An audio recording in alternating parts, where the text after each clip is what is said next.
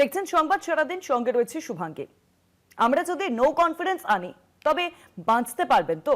Mayor তার board বাঁচাতে পারবেন তো? যাদের নিয়ে চেঁচামেচি করেছে তাদের 10 জনের কল রেকর্ড রয়েছে।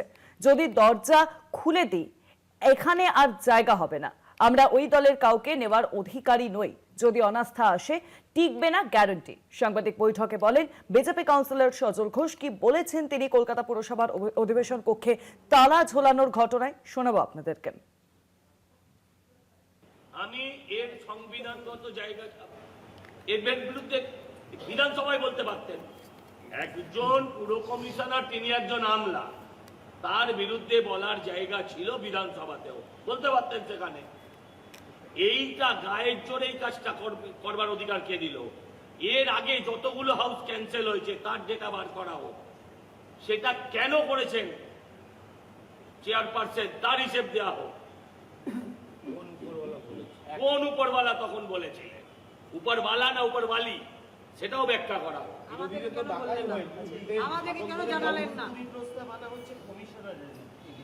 আচ্ছা, আমরা যদি চারজন দাঁড়িয়ে আমরা যদি এখন নো কনফিডেন্স আনি, মেয়র বাঁচাতে পারবেন তো তার ভোট? আমরা যদি নো কনফিডেন্স আনি, মেয়র তার ভোট বাঁচাতে পারবেন তো? আমি এটা জানতে চাই।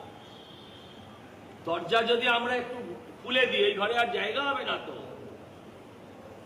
উনি যাদের নিয়ে চেঁচামেচি করেছেন আমি টিভিতে দেখেছি, তাদের 10 জনের কল রেকর্ড আমার কাছে আছে। যদি বলি ভাল লাগবে?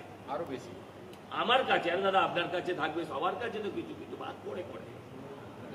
কতক্ষণ লাগবে দিনকে 77 করতে? কিন্তু ভাবে করব না। একা থাকবেন কিনা সন্দেহ, উনিও থাকতে চাইবেন না। কি হচ্ছে? আপনারা শুনলেন সজল ঘোষ, তার মন্তব্য। ইতিমধ্যে আমরা আজকে যে ছবি দেখেছি যে পুরসভায় তালা ঝোলানো, এবং সেই ঘটনার প্রেক্ষিতেই তার এই মন্তব্য।